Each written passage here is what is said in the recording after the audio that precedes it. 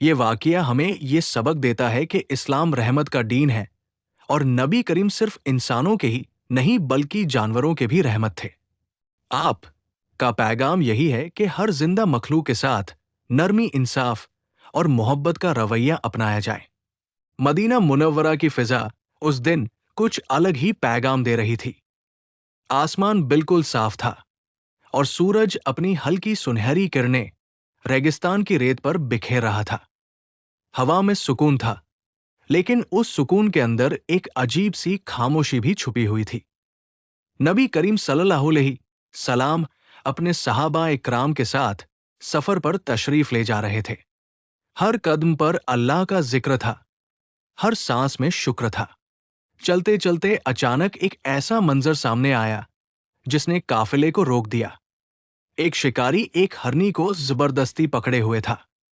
وہ معصوم ہرنی ڈر سے کانپ رہی تھی۔ اس کا بدن تھر تھرا رہا تھا، سانس تیز تھی اور آنکھوں میں ایسا خوف تھا جسے شبدوں میں بیان کرنا مشکل ہے۔ وہ بار بار ادھر ادھر دیکھ رہی تھی، جیسے کسی رحمت کی تلاش میں ہو۔ نبی کریم صلی اللہ علیہ وسلم کی مبارک نظر جب اس ہرنی پر پڑی تو رین علم کا دل تڑپ اٹھا۔ آپ صلی اللہ علیہ وسلم کا دل تو پہلے ہی ساری مخلوق کے لیے رحم سے بھرا ہوا تھا۔ آپ آگے بڑھے اور شکاری سے نہ کوئی سختی کی، نہ کوئی ڈانٹ دی، بلکہ بہت نرمی اور محبت سے سوال کیا، تم نے اس ہرنی کو کیوں پکڑ رکھا ہے؟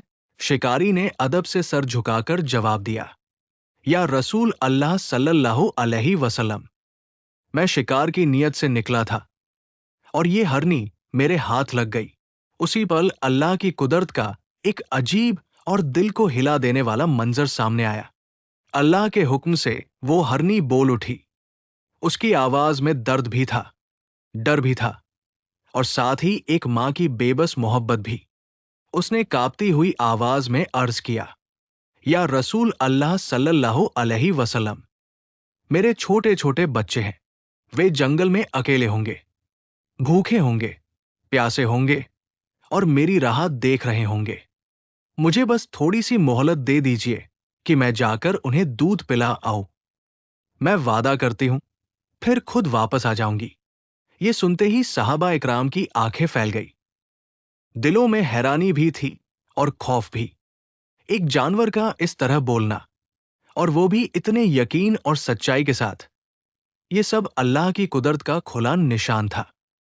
کچھ صحابہ کے دل میں خیال آیا کہ اگر یہ ہرنی واپس نہ آئی تو اللہ کے رسول صلی اللہ علیہ وسلم کا کیا ہوگا؟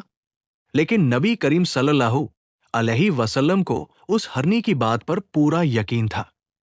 آپ نے شفقت بھری نگاہ سے ہرنی کو دیکھا، پھر شکاری کی طرف رخ کر کے فرمایا، اگر یہ ہرنی اپنا وعدہ پورا کر کے واپس آ گئی تو کیا تم اسے چھوڑ دو گے؟ شکاری نے بنا دیر کیے کہا، یا رسول اللہ صلی اللہ علیہ وسلم، اگر یہ واپس آ گئی تو میں اسے آزاد کر دوں گا۔ نبی کریم نے ہرنی کو جانے کی اجازت دے دی، لیکن اس کے بدلے خود وہی ٹھہر گئے۔ اللہ کے رسول خود ضمانت بنے۔ یہ منظر دیکھ کر صحابہ اکرام کے دل کانپ اٹھے۔ یہ رحمت کا وہ درجہ تھا جو انسان تو کیا، فرشتوں کو بھی حیران کر دے۔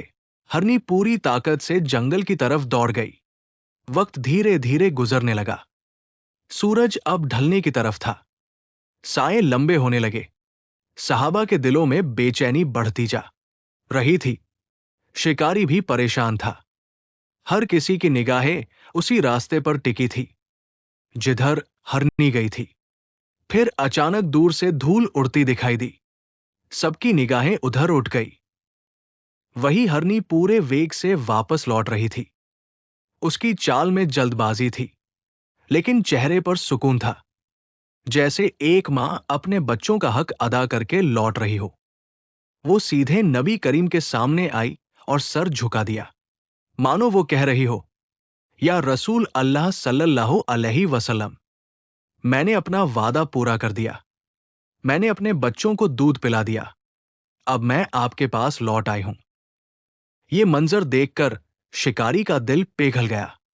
اس کی آنکھوں سے آنسو بہنے لگے۔ اس نے کانپتی ہوئی آواز میں کہا، یا رسول اللہ صلی اللہ علیہ وسلم، میں اس ہرنی کو اللہ کے لیے آزاد کرتا ہوں۔